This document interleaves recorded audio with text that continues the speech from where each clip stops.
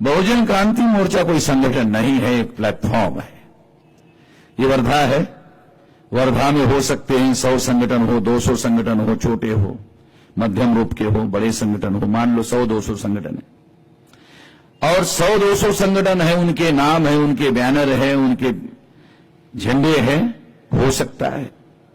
तो ये सारे झंडे डंडे विलीन करने की जरूरत नहीं है। अपना अपना बैनर कायम रखो, अपना अपने संगठन का नाम कायम रखो। कोई संगठन बहुजन क्रांति में विलीन करने की जरूरत नहीं है। सारे संगठन इकट्ठा हो जाए, केवल कोऑर्डिनेशन कमेटी बनाए, और कोऑर्डिनेशन कमेटी में अगर शेड्यूल कास्ट पर अन्याय होता है तो सारे 200 संगठन इकट्ठा होकर काम करें। अगर आदिवासियों पर अन्याय होता है, सारे 200 संगठन इकट्ठा होकर काम करें। ओबीसी पर अन्याय होता है, सारे इकट्ठा होकर ओबीसी के लिए लड़ाई लड़े। अगर माइनॉरिटी पर अन्याय होता है, सारे लोग इकट्ठा होकर उनके न्याय के लिए लड़ाई लड़े। अगर आप ऐसा करते हो तो लोगों को इकट्ठा लाना ज्यादा मुश्किल नहीं है। अगर आप लोगों को विलीन करके लाना चाहते हो तो ये बहुत ज्यादा मुश्किल मानना है, पॉसिबल नहीं बहुत बार।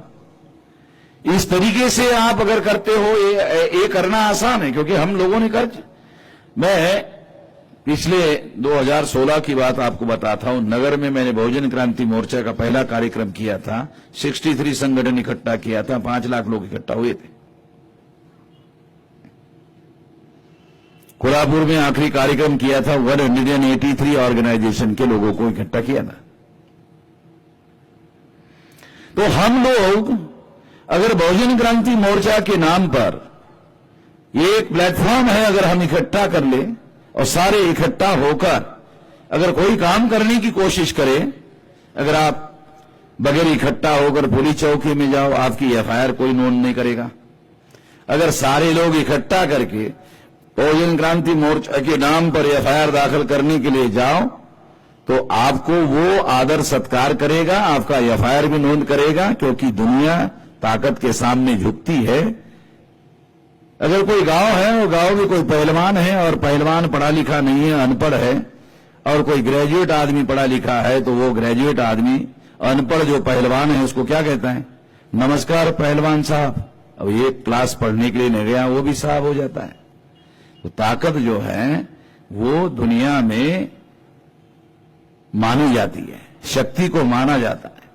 तो यदि आप इस तरह से करते हो तो ये करने के लिए आपको जो जानकारी चाहिए, ये करने के लिए जो हुनर चाहिए, ये करने के लिए जो ज्ञान चाहिए, ये करने के लिए जो विचार चाहिए, विचारधारा चाहिए, ट्रेनिंग चाहिए, किसी भी प्रकार की कोई मदद चाहिए, तो हम बामसेप नाम का संगठन है, भारत मुक्ति मोर्चा नाम का संगठन है, 539 जिलों में, 3,500 तहसीलों में, 22,000 ब्लॉक में, 1.5 लाख गांव में, पिछले साल 17 करोड़ रुपया हमने ऑल इंडिया में मूवमेंट बनाने के लिए इकट्ठा किया था। बहुत बड़ा संगठन है, बहुत बड़ा संगठन है। इसके बावजूद भी मैं समाज के हक के लिए कि हमारे सारे लोग इकट्ठा हो जाए, और अगर आप ऐसा करते हो, 100-200 संगठन इकट्ठा कर लेते हो और 10-20-25 हजार लोग इकट्ठा कर लेते हो, तो क्या होगा?